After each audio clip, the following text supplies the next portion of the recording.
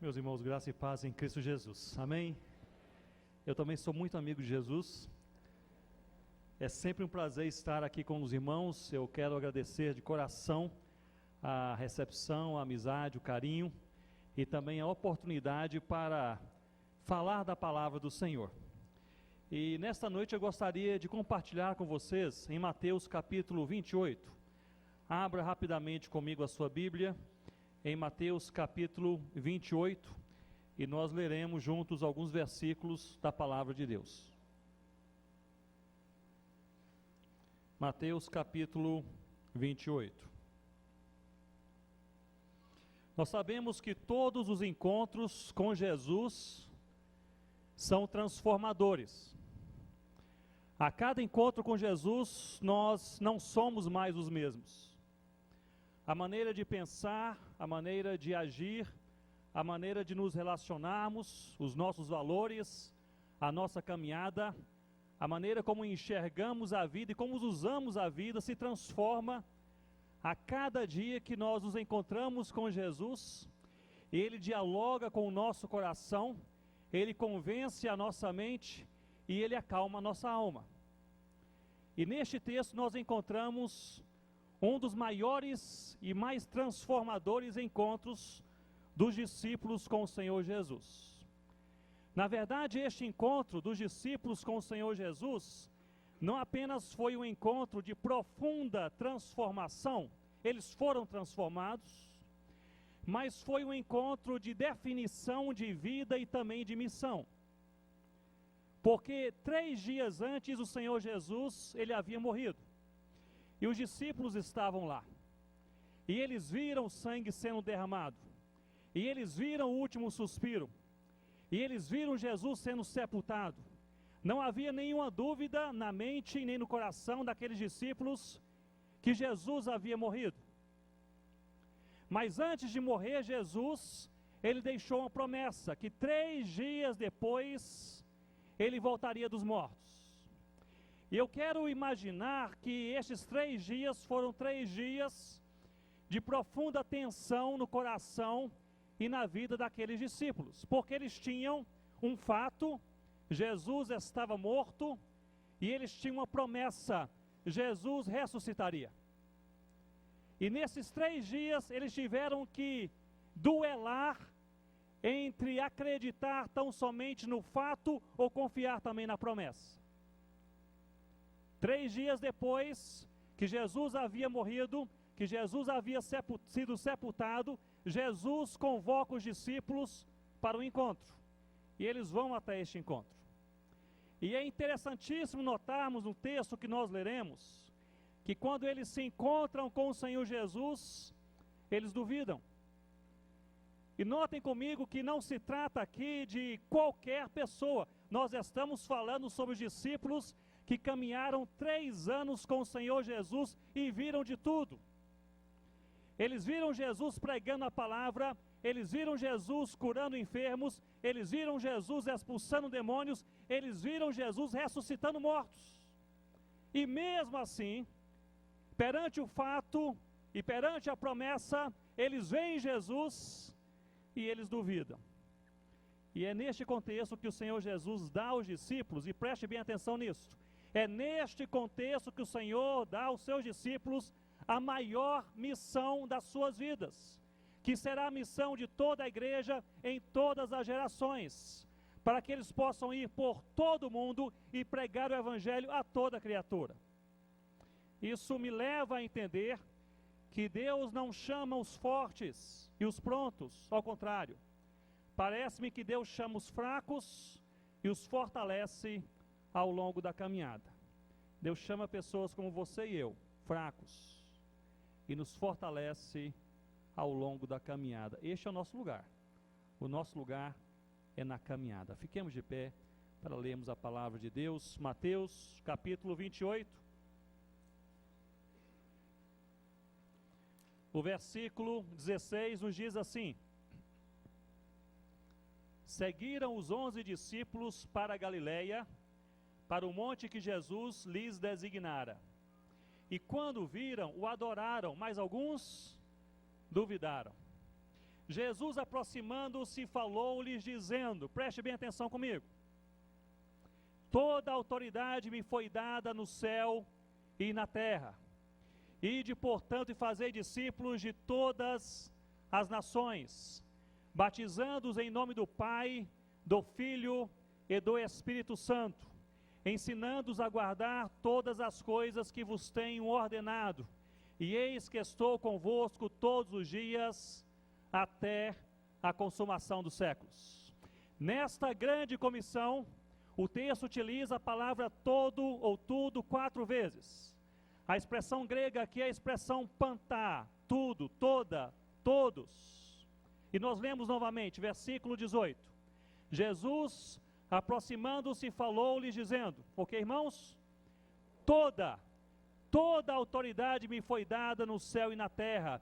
Ide, portanto, fazei discípulos de todas as nações, batizando-os em nome do Pai, do Filho e do Espírito Santo, ensinando-os a guardar todas as coisas que vos tenho ordenado, e eis que estou convosco todos os dias, até a consumação dos séculos.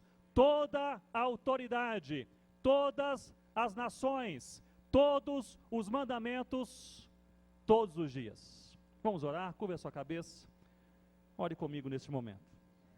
Senhor Deus, nós lemos a Tua palavra e nós nos curvamos perante o Senhor nessa noite, porque é a palavra do Senhor.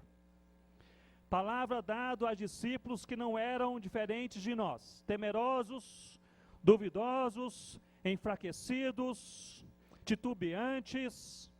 O Senhor conhece os seus corações, o Senhor conhece os nossos corações. Mas como o Senhor usou estes homens há 2000 anos atrás, o Senhor também pode usar os fracos como nós. E pode nos fortalecer na caminhada. Ó Deus, desperta o nosso coração, fortalece a nossa fé nesta noite. Ó Deus, leva-nos a sermos verdadeiramente sal da terra e luz do mundo, em nome do Senhor Jesus. Ó Pai, nós queremos caminhar e nessa caminhada sermos fortalecidos, e fortalecidos sermos transformados, e transformados glorificarmos o Teu nome. É a nossa oração em nome do Senhor Jesus. Amém, ó Deus. Vocês podem se sentar, irmãos. Mantenham comigo as suas Bíblias abertas em Mateus, capítulo 28. Toda a autoridade, todas as nações, todos os mandamentos e todos os dias. Toda a autoridade. O Senhor Jesus, Ele olha para aqueles discípulos no seu último encontro face a face com estes homens.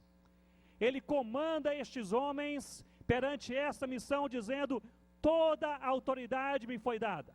Notem comigo, Jesus não fala sobre uma autoridade específica, uma autoridade limitada, uma autoridade adaptada a certa região, em certa geração, em certo momento. Ele diz que Ele possui toda a autoridade.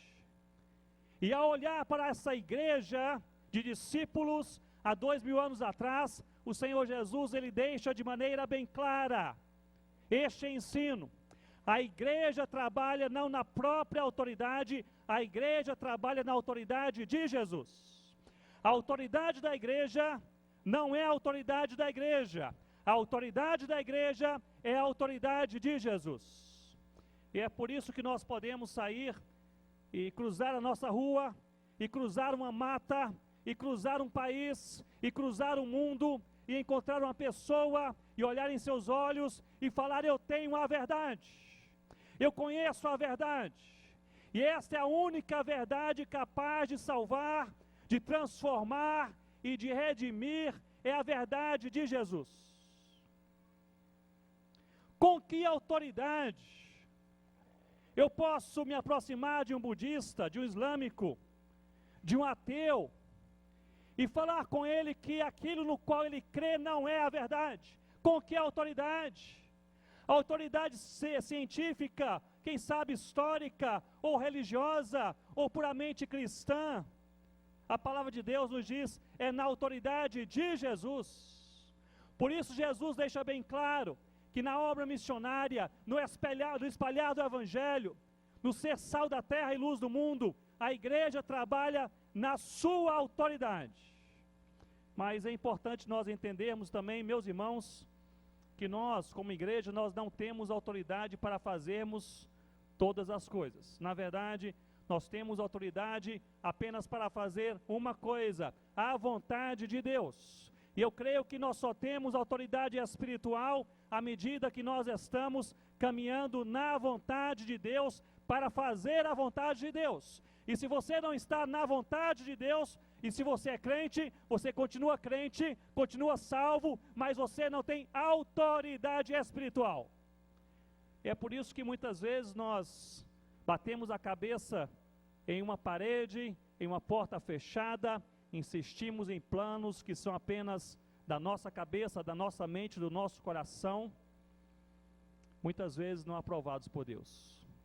E por serem planos de crentes, de cristãos, da igreja, nós falamos porque Deus não os abençoa. E a teologia bíblica da autoridade, ela é clara. A igreja de Cristo, ela caminha na autoridade de Cristo. E ela só exerce a autoridade de Cristo quando ela faz a vontade de Deus. Olhe bem para mim nesse momento e me acompanhe nessa pergunta. Estamos nós caminhando na vontade de Deus? Porque no final do dia é esta pergunta que precisa de resposta. Eu não estou te perguntando sobre a sua reputação, se você é bem visto na sua igreja, na sua comunidade, se você é reconhecido como um homem de oração, uma mulher de Deus, um pastor abençoado, um missionário exemplar. Eu estou lhe perguntando se você está no escondido da sua alma, no secreto da sua mente, dentro do seu quarto, se você está na vontade de Deus. Porque somente na vontade de Deus nós temos a autoridade de Cristo para caminhar. Toda a autoridade me foi dada, toda a autoridade. É interessante nós notarmos que a palavra de Deus, ela ensina que a igreja sem Deus nada é. E este é o ensino, não apenas dos evangelhos, mas este é o ensino também nas cartas paulinas, que nós dependemos de Deus para todas as coisas, que sem Deus nada verdadeiro acontece em seu reino, que sem Deus nenhuma transformação, ela é verdadeira e se processa no meio mesmo da igreja, que sem Deus nós podemos organizar encontros, nós podemos ter uma boa retórica, nós podemos fazer uma boa apresentação, nós podemos usar a tecnologia, nós podemos preparar um bom sermão, nós podemos compor uma boa música, mas sem Deus nada verdadeiro acontece em seu reino. E a inteira e absoluta dependência que a igreja tem de Deus, por um motivo simples, porque Jesus detém toda a autoridade. Diga comigo, toda a autoridade. Foi fraco demais, toda a autoridade. Jesus detém toda a autoridade, e é por isso que nós dependemos de Cristo. Mas se por um lado, sem Deus, nada verdadeiro acontece, com Deus, qualquer coisa pode acontecer. Não há coração tão duro que Deus não possa quebrar. Não há família tão quebrada que Deus não possa reconciliar. Não há igreja tão morta que Deus não possa reavivar. Não há etnia tão distante que Deus não possa alcançar. Não há coração tão fechado que Deus não possa abrir nessa noite. Porque sem Deus nada verdadeiro acontece. Com Deus qualquer coisa pode acontecer. É por isso que o crente que crê em Deus e espera em Deus, ele caminha com duas ênfases marcantes em seu coração. Ele caminha com descanso e caminha com expectativa. Ele caminha com descanso porque ele pensa e entende, sem Deus nada, se eu dependo de Deus, se é Deus quem faz, se é Deus quem transforma, se o poder é de Deus, se a ação é de Deus, eu vou para a minha casa hoje à noite, colocar a cabeça sobre o meu travesseiro e conversar com a minha alma dizendo, descansa, ó minha alma no Senhor, porque Deus cuida de mim. Então podemos descansar no Senhor Jesus. Mas por outro lado, não apenas descansar, mas esperar, é descanso, mas também é expectativa, porque se sem Deus nada acontece, com Deus qualquer coisa pode acontecer aquele seu tio que você evangeliza há 5 anos, que ainda não se converteu com Deus. Quem sabe essa semana ele vai se dobrar aos pés do Senhor Jesus. É o seu filho que abandonou o Senhor, é o seu coração que está travado para as coisas de Deus, é o amor que a sua carne tem pelo dinheiro. Se sem Deus nada, com Deus qualquer coisa pode acontecer. Eu creio que esta é a nossa caminhada. Nós caminhamos em descanso, mas nós caminhamos também em grande expectativa. Se Deus se manifestar, se Deus se manifestar. Eu gosto muito de biografias missionárias, e quem já conversou comigo, já me ouviu, certamente já ouviu eu partilhar sobre um dos homens que eu mais admiro como missionário, que é o Adoniran Judson, missionário na antiga Birmânia. Judson chegou naquele país que hoje tem outro nome, hoje não é a Birmânia, é Mianmar. Mas Judson chegou na Birmânia em 1813 e ali permaneceu até 1831, quase 18 anos.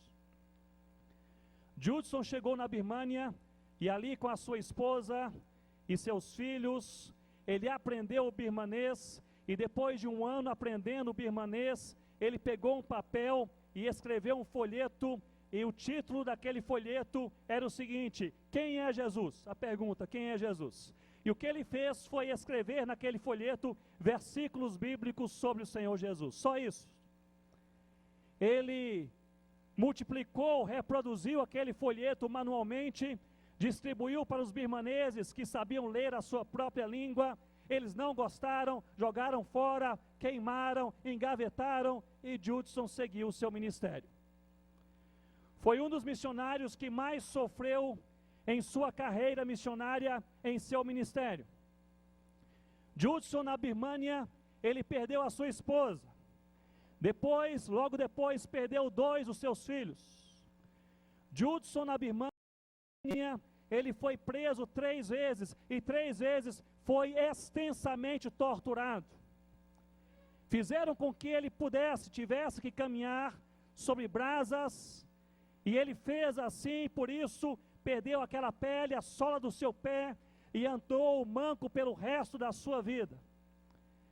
Nessas 3 sessões extensas de tortura, penduraram Judson de cabeça para baixo, seu rosto resvalava no chão, e os soldados jogavam vermes sobre a sua cabeça para subirem pelo seu corpo.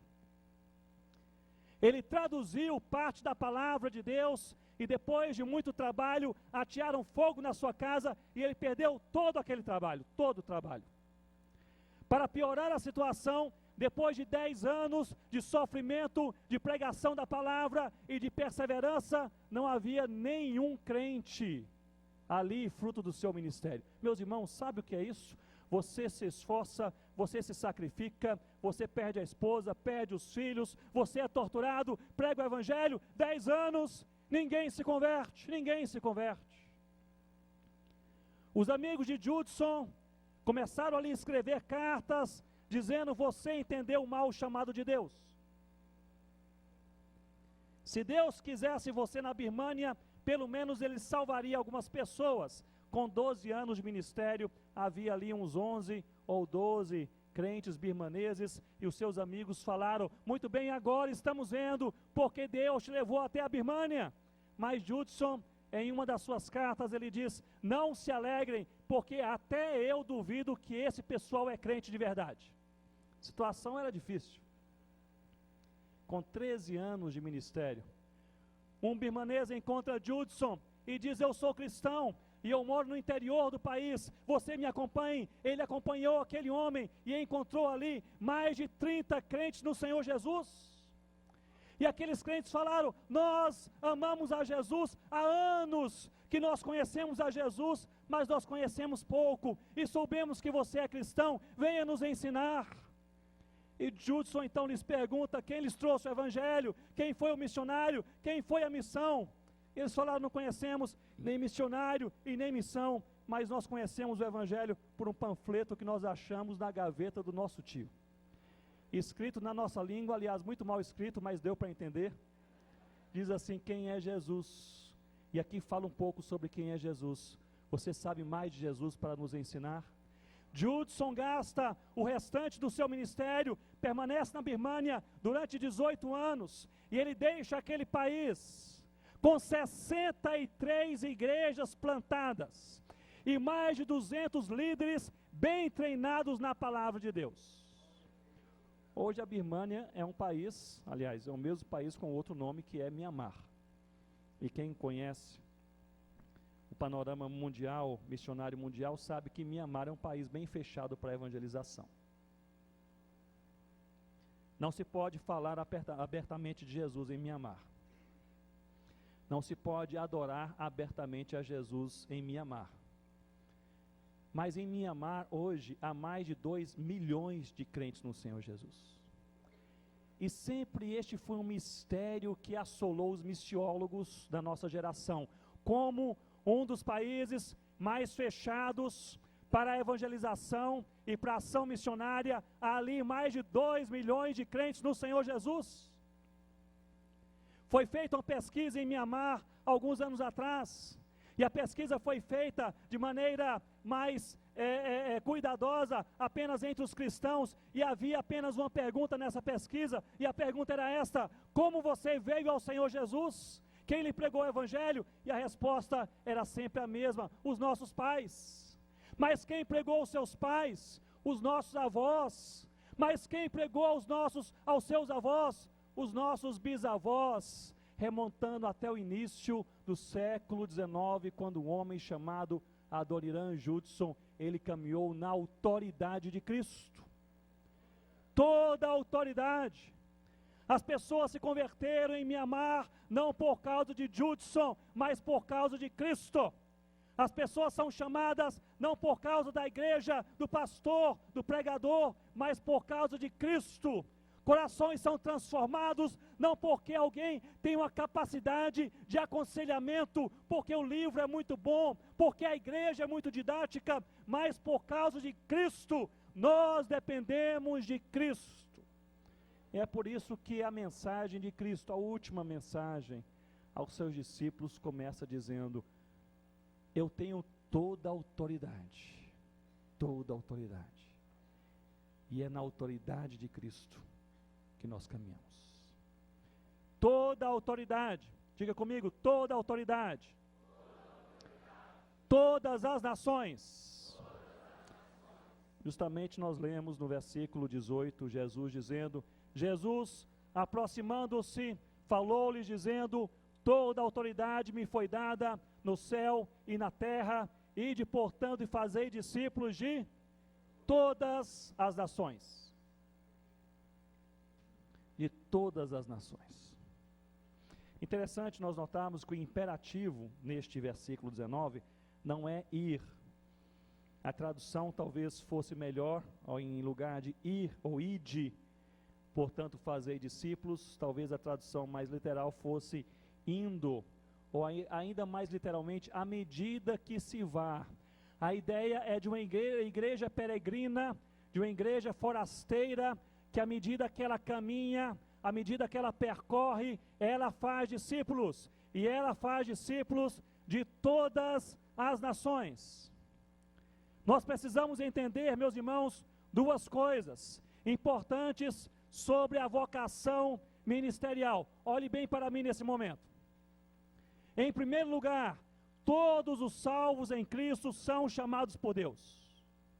Se você é salvo em Jesus, você é chamado por Deus para ser sal da terra e ser luz do mundo. Se você é um estudante, é um comerciante, é um universitário, é um pedreiro, é um advogado, é um médico, é um aposentado, é uma criança, se é salvo por Deus, é chamado por Cristo para ser sal da terra e luz do mundo. Toda a igreja de Deus é chamada por Deus para fazer a vontade de Deus.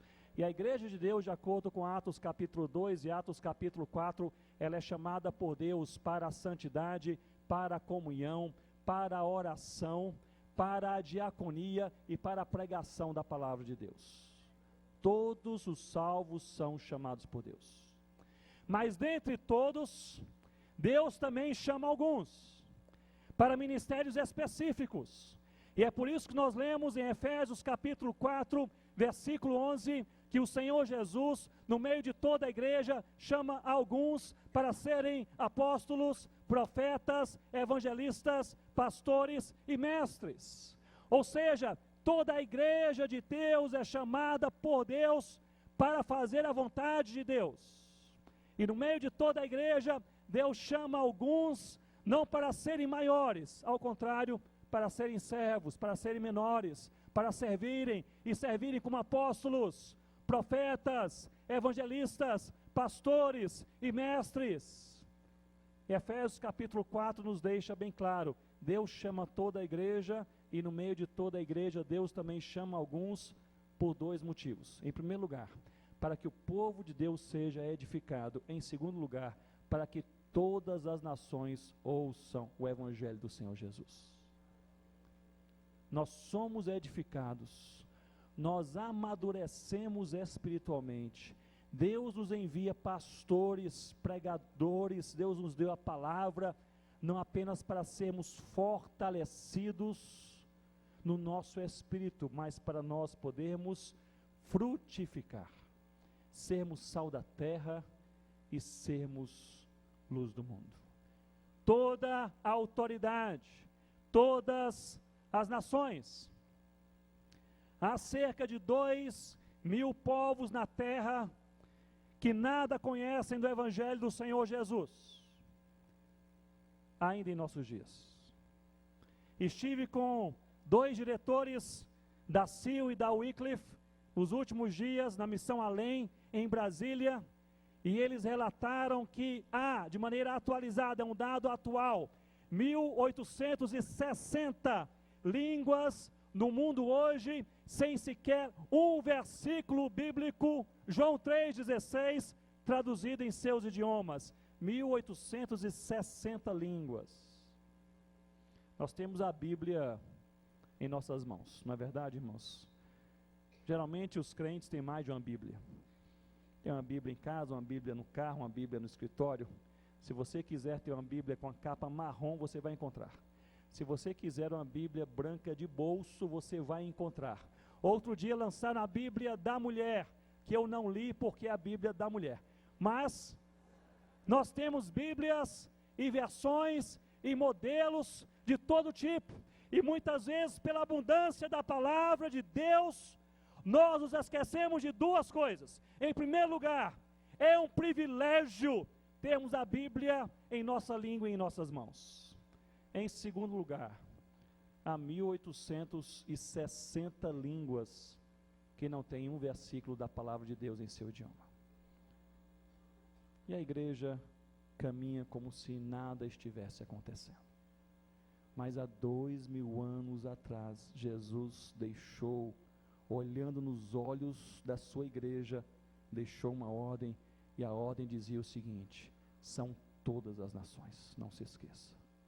Não é somente perto, não é somente longe, não é somente o igual, não é somente o diferente, são todas as nações que precisam ouvir que há uma salvação para aquele que crê.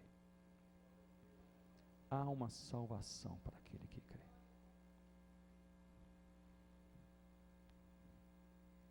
Uma das experiências que mais marcou a minha vida foi em 2004. Eu e minha esposa Rossana fomos até a África. Nós trabalhamos na África quase 9 anos com uma etnia chamada Concombas. Na verdade é um nome para 4 grandes etnias, e uma das etnias, que são os Bimompelo, falam a língua Limompelo, que é essa etnia com a qual nós trabalhamos. Já havia a Bíblia traduzida para uma outra etnia Concomba, os Bichabol, falantes do Lichabol. Havia um grupo metodista trabalhando entre os Licum, e nós estávamos trabalhando para traduzir o Novo Testamento para a língua Limompelo. Deus derramou graça e boas coisas aconteceram, e o Novo Testamento foi traduzido e foi publicado. Em 2004, no mês de outubro, nós fomos até Gana levar um carregamento do Novo Testamento completo na língua daquele povo. E a igreja ali entre os concombas, falantes da língua limompelo, essa igreja se reuniu embaixo de algumas grandes árvores. Havia mais de 1000 concombas embaixo daquelas árvores. E quando chegamos com aquele carregamento de Bíblias, eu perguntei aos pastores concombas, como vocês querem fazer? E eles responderam, vamos fazer um momento de louvor, e depois do momento de louvor você já entra e faz uma oração e entrega então a Bíblia aqui para os líderes concombas. Eu disse, muito bem, conhecendo a igreja concomba, momento de louvor é um momento de louvor, não é? Então ali 8h30 da manhã, eles começaram a louvar a Deus, e 4h30 da tarde estavam no momento de louvor ainda animados, e caiu uma chuva pesada, e o pessoal se dispersou, estávamos embaixo de árvores, e eu pensei, então acabou aí essa oportunidade. A chuva demorou até 7h30 da noite, 7h30 da noite a chuva parou, os diáconos saíram correndo dizendo, o culto continua, o povo voltou, e aí o dirigente daquele culto disse, só mais um breve momento de louvor, e continuaram, e passaram a palavra para mim, e nós pegamos um Novo Testamento. Na verdade fizeram uma coisa bem bonita, bem africana, bem tocante, como só eles sabem fazer. Em cima de uma mesa, eles colocaram 300 exemplares do Novo Testamento, e eles cobriram aqueles exemplares com aqueles panos africanos coloridos, conhecem, não é? Aqueles panos bem coloridos africanos, lindíssimos. E um dos pastores concombas, enquanto ele foi orando, agradecendo a Deus, porque a palavra do Senhor chegava entre eles, ele foi orando e puxando pouco a pouco aqueles panos, até que o primeiro Novo Testamento chegou à sua mão. Ele levantou agradecendo a Deus, dizendo, porque a palavra de Deus chegou até nós, e chegou até nós para ficar. E ele chamou então o primeiro que havia se convertido naquela região, para receber o primeiro Novo Testamento em suas mãos. Era um homem já idoso, um presbítero da primeira igreja, digamos assim, um homem chamado Mebá. Mebá, quando nós chegamos em 93, começamos a pregar o evangelho em 94, e o Mebá, ele era o feiticeiro principal da aldeia que nós morávamos, a aldeia de Coni. E o Mebá, por ser um opositor à mensagem do evangelho, onde nós íamos pregar, lá estava o Mebá para atrapalhar. E ele, depois de 6 meses, ele era a pessoa mais evangelizada de toda a aldeia, porque todo lugar que a gente pregava, ele estava lá, ouviu a palavra inúmeras vezes. E é interessante a conversão do Mebá. Um dia eu estava tomando banho ali em um compound africano com a família que nos hospedou. Os africanos, eles têm esse dom da hospitalidade, e eles recebem e hospedam com tremenda alegria.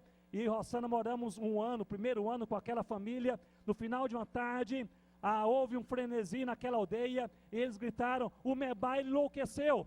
E nós corremos para onde estava aquela multidão, e lá estava o Mebá embaixo de uma árvore, e ele pulava, e ele gritava, dizendo, concó não nhum, concó não nhum, cocó. E aquela multidão ao seu redor, ouvindo, significa, agora eu sei, agora eu entendi plenamente. E a minha primeira impressão é que talvez estivesse até mesmo possesso, gritando, pulando. E eu cheguei mais perto dele, depois de algum tempo, alguém se arriscou perguntando, Mebá, o que você sabe? O que você sabe plenamente? Ele parou, olhou para todos ao redor, ele disse, eu sei que Deus é poderoso, Ele me ama com amor profundo, e Ele me salvou eternamente. Eternamente. Primeiro convertido naquela aldeia, naquele dia chega a palavra de Deus, ele é chamado, um homem já idoso, presbítero naquela igreja, chamado para receber o primeiro exemplar, e ele veio à frente. Eu achei tão interessante, ele não sabia como segurar a Bíblia. Eles entregaram, mas ele entendia que a Bíblia era tão preciosa. Sabe quando alguém lhe dá um bebê recém-nascido e você morre de medo de deixar aquela criança cair? Não é isso? E você segura a criança com seus 2 braços, envolvendo a criança. Assim o Mebá recebeu o Novo Testamento, envolvendo em seus braços. E quando oraram e falaram, presbítero, agora você pode voltar, ele não sabia caminhar com a Bíblia, tamanha a importância que ele dava à palavra de Deus. Os diáconos, vendo a aflição daquele homem, correram ao seu encontro, ficaram ao seu redor e colocaram as suas mãos por baixo dos seus braços, como quem diz, não se preocupe, se cair a gente segura. E aquela cena interessantíssima, um homem abraçado com a Bíblia e outros homens ao seu redor, com as mãos por baixo, ajudando a segurar, voltando para o seu lugar. E a Rossana, minha esposa, que estava ao meu lado, sussurrou no meu ouvido dizendo, querido, eles recebem a Bíblia como quem recebe uma barra de ouro. Meus irmãos, isso é muito mais precioso do que o ouro, isso é muito mais poderoso do que os exércitos, isso é muito mais transformador do que qualquer outra mensagem. É a palavra de Deus em nossa língua, em nossas mãos, para a nossa alegria. Mais 1860 línguas. Não tem um versículo da palavra em seu idioma. Toda a autoridade, todas as nações. Jesus continua dizendo, toda a autoridade me foi dada, fazei discípulos de todas as nações, ensinando-os a guardar todos os mandamentos que vos tenho ordenado. Diga comigo, toda a autoridade,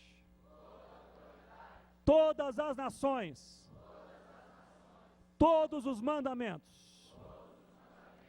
Jesus diz, não é para a igreja fazer turismo em todas as nações, é para a igreja pregar o evangelho e fazer discípulos. E não é apenas para fazer discípulos, eu quero que os discípulos conheçam todas as coisas que eu vos tenho ordenado. Todas as coisas. Eu estava meditando na palavra de Deus algum tempo atrás, pensando nessas todas as coisas, todos os mandamentos. E meus irmãos, os 3 ensinos mais enfáticos do Senhor Jesus para a sua igreja, durante os 3 anos do seu ministério, foram estes. Em primeiro lugar, amar a Deus. Em segundo lugar, amar ao próximo. Em terceiro lugar, fazer discípulos. Parece que se nós quiséssemos resumir a essência, o fundamento, o alicerce dos mandamentos do Senhor Jesus, nós faríamos isto. Nós deveríamos amar a Deus, nós deveríamos amar ao próximo e nós deveríamos fazer discípulos. O certo é que o Senhor Jesus não quer apenas uma igreja que pregue, que fale. O Senhor Jesus quer uma igreja que discipule, que ensine todos os mandamentos. Meus irmãos, essa ordem do Senhor Jesus, é interessante como nós pregamos sobre esta ordem do Senhor Jesus 2000 anos depois que ele transmitiu essa ordem pela primeira vez. 2000 anos de cristianismo, de fé cristã, e nós não alcançamos todas as nações. Somente no Brasil, onde se diz que há mais de 30% de evangélicos, e nós achamos isto uma grande coisa. Há ainda mais de 100 etnias indígenas que não ouviu nada a respeito do evangelho do Senhor Jesus, são 106. Há cerca de 10 mil comunidades ribeirinhas no norte do Brasil sem uma igreja evangélica. Há quase 2.000 comunidades quilombolas em nosso país sem uma igreja evangélica. Há cerca de 6.000 assentamentos no sertão sem uma igreja evangélica.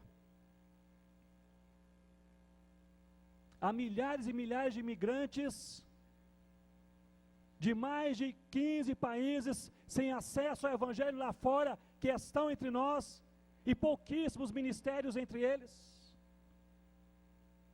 Há cerca de 700.000 ciganos no Brasil sem o evangelho. Há cerca de 9 milhões de surdos no Brasil, 9 milhões, e apenas 0,1% se declara evangélico crente no Senhor Jesus, 0,1%. Depois de 2000 anos, nós pregamos conferência após conferência e lemos dia após dia a mesma ordem. Todos os mandamentos a todas as nações. Isso nos faz pensar, meus irmãos, por que a igreja de Cristo ainda não cumpriu toda esta missão? Eu creio que são várias barreiras. Eu poderia chamar das barreiras da antimissão. Talvez 3 das principais são estas. A primeira é o hedonismo.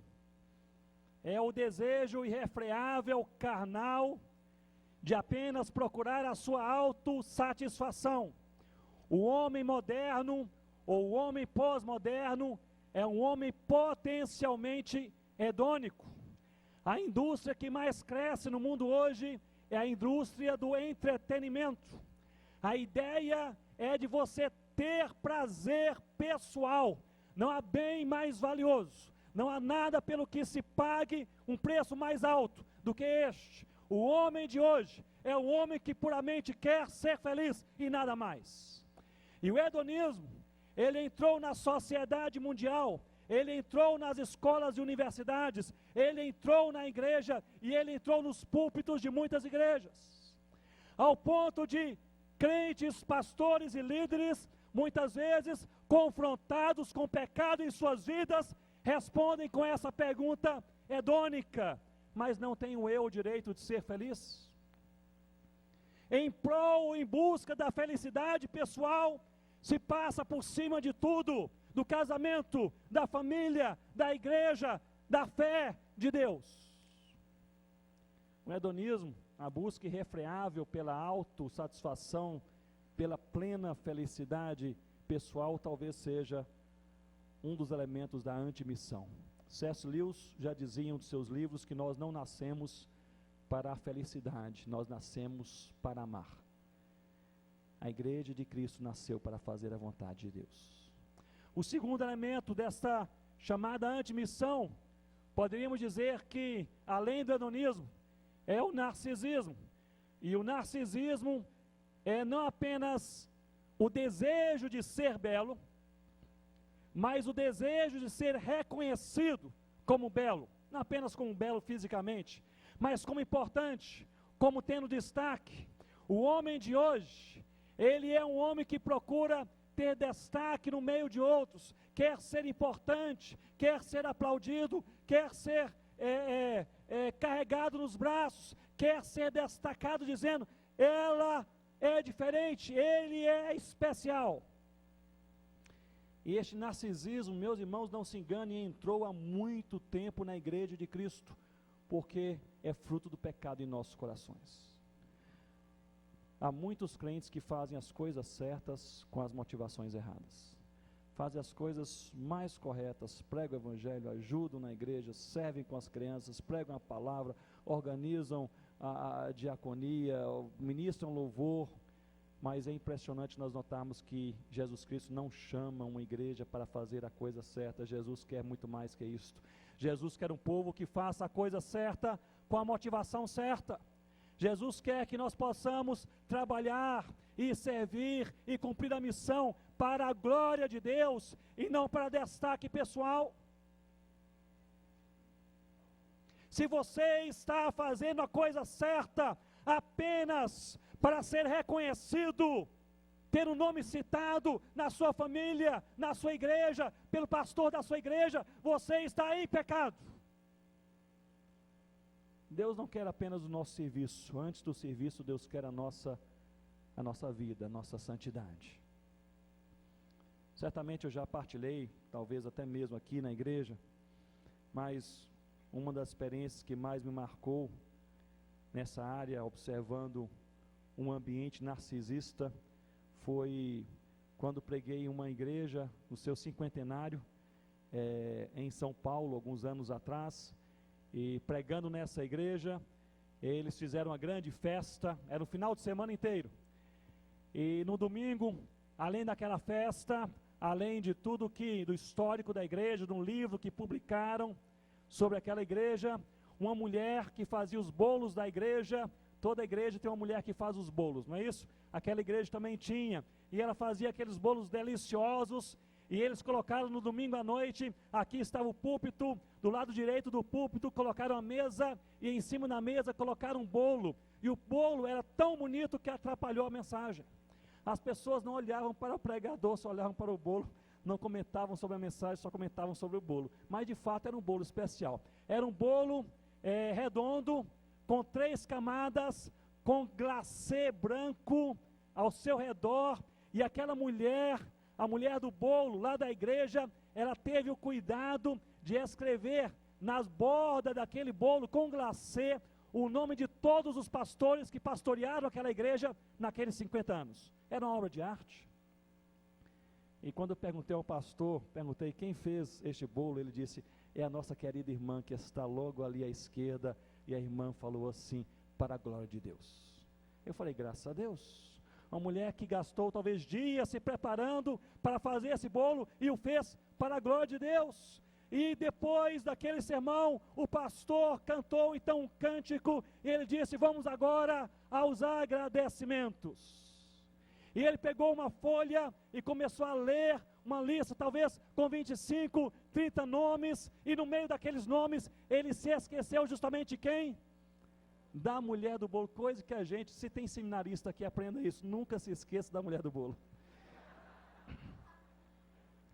E ele disse, vamos ficar de pé para orarmos e assim encerrarmos essa festa espiritual. E eu desci, fiquei ao lado daquela mulher, e ela não sorria mais, não tinha mais alegria. Ela fechou a sua face, começou a murmurar, no meio da oração do pastor, ela murmurava, e murmurava tão alto, que eu a ouvi falando, ela dizia, e tem mais Deus, ano que vem não tem mais bolo. O que ele está dizendo, em outras palavras, era o seguinte, eu estou disposto a fazer qualquer coisa para o Senhor Jesus, desde que eu tenha meu nome citado pelo pastor da igreja no domingo à noite. Desde que eu tenha um agradecimento no boletim da igreja nessa semana.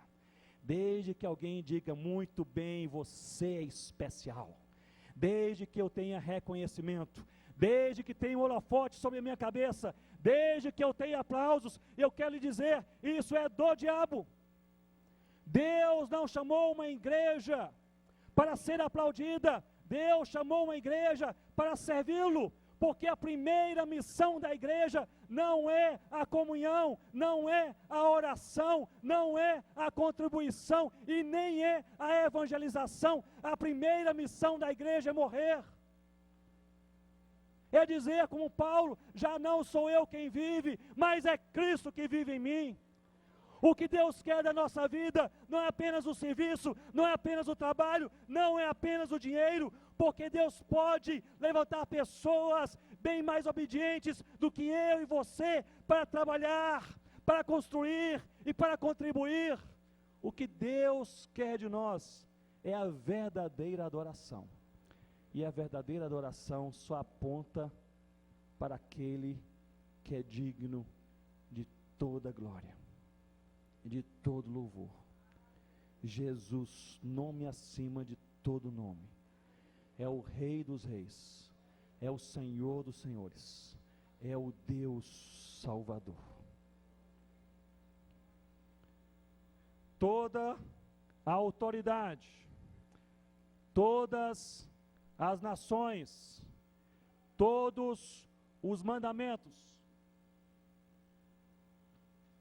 Meus irmãos, que mensagem pesada do Senhor Jesus até agora.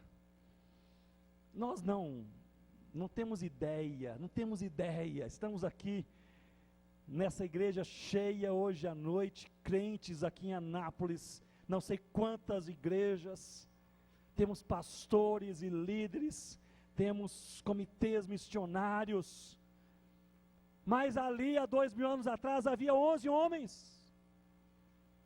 e diz a palavra, duvidosos e temerosos, e Jesus diz, olhando para eles, o negócio é o seguinte, eu tenho um plano, eu vou para o Pai, vou enviar o Consolador, que é o Espírito Santo, mas eu tenho um plano, e o plano é o seguinte, toda autoridade me foi dada, então vocês caminharão na minha autoridade, e vocês vão pregar a minha verdade a todas as nações da terra, e vão fazer discípulos, e vão ensinar todos os meus mandamentos. Eles estremeceram, eles pensaram, que missão impossível, Isso não pode ser feito. Isso é uma loucura da cabeça de Jesus. Mas Jesus então completa essa mensagem com este ponto, que sem ele a missão seria verdadeiramente impossível. Ele diz: toda a autoridade, todas as nações, todos os mandamentos. E no versículo 20 ele diz: e eis que estou convosco, que irmãos? Todos os dias.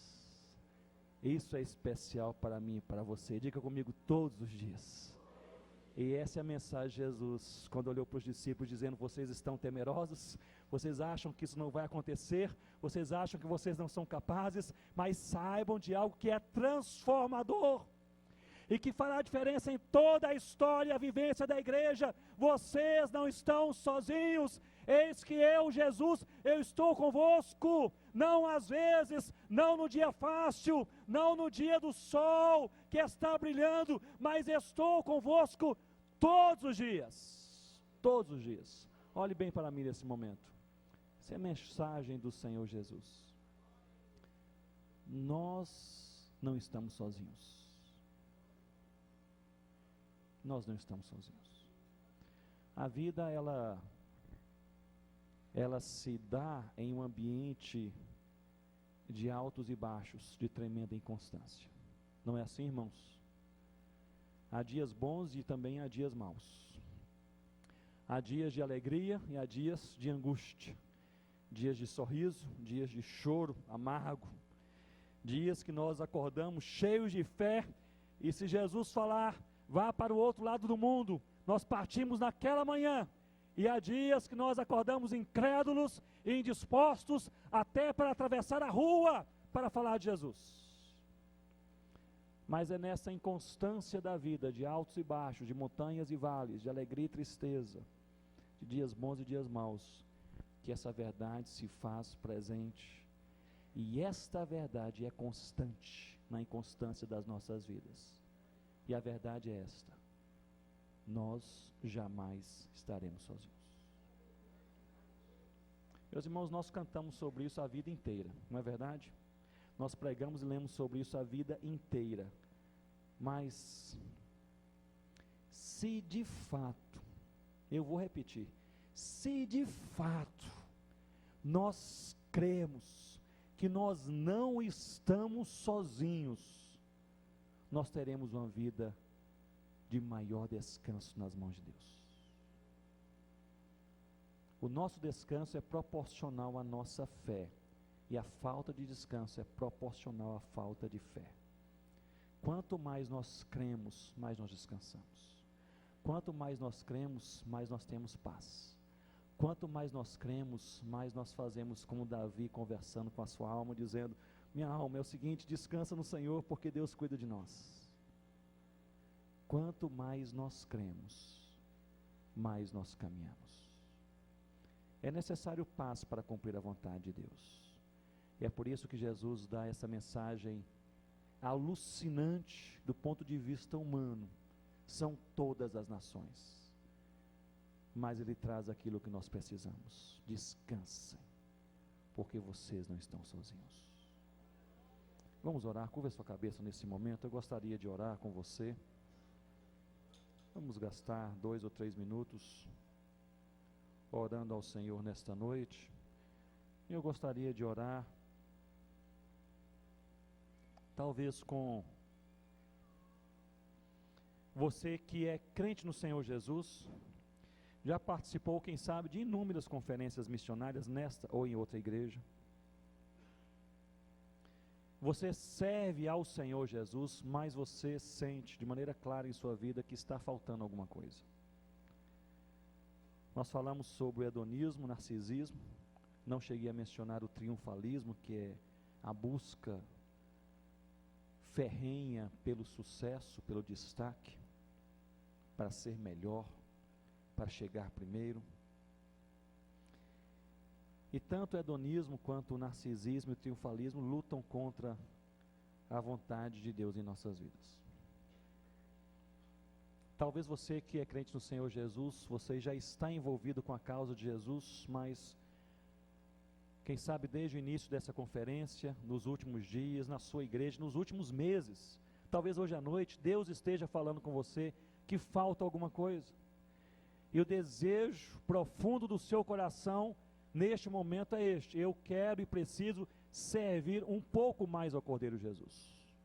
Talvez orar mais, ler mais a palavra, talvez dar um testemunho melhor em minha casa, pregar mais, dar um testemunho melhor onde eu trabalho, na escola, na universidade, no escritório, lá no campo, na fazenda, na igreja, no grupo de oração. Preciso ser um pai que inspira a vida cristã na vida dos filhos, na vida da esposa, do marido, dos avós. Talvez eu preciso me envolver com aquilo que Deus já está me chamando há muito tempo e eu ainda não abri o meu coração. Se é o seu desejo, sincero, algo entre você e Deus, que você servir mais ao Cordeiro Jesus, fique rapidamente de pé onde você está, seja aqui no templo, seja aqui também na tenda ao lado. Fique de pé onde você está, que nós vamos orar, pedindo a Deus por algo que nós precisamos para servi-lo. Vamos pedir que Deus nos fortaleça, porque fortalecidos em Deus, nós serviremos mais ao Cordeiro Jesus.